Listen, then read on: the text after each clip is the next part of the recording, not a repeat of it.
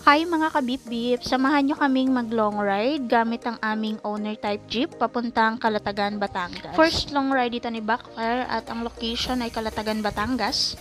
Estimated kilometers na tatakbohin ni Backfire ay 379 kilometers balikan na.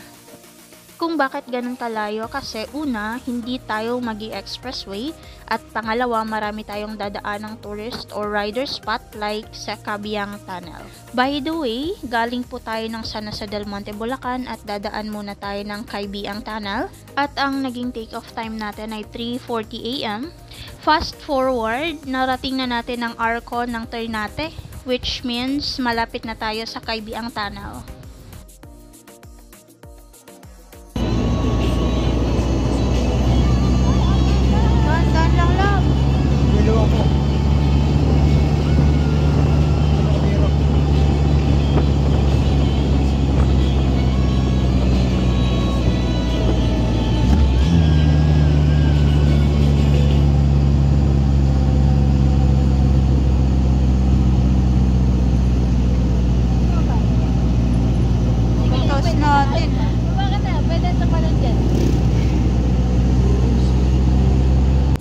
Medyo kinabahan po tayo ng very light sa paahon na yon, pero kinaya naman.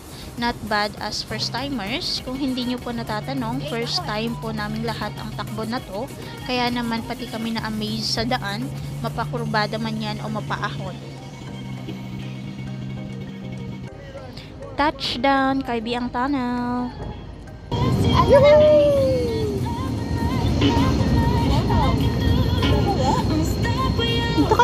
Sa part na to, may pa-human drone shot ang ating mga locals sa Cabiang Tunnel at nag-insist silang mag-shot.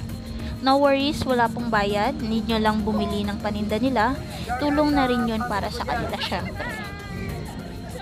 At dahil malayo-layo pa ang ating lalakbayin, let's continue our drive papuntang Calatagan, Batangas. Diretso na tayo sa beach resort kung saan tayo naka-reserve.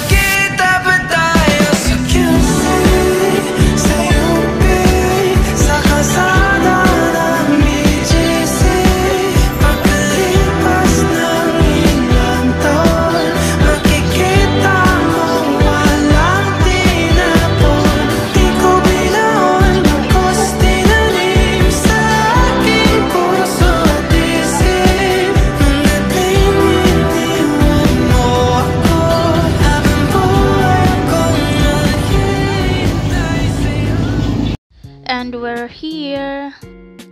Meron tayong babayarang ecological fee dito sa my gate bago tayo pumasok sa mismong resort.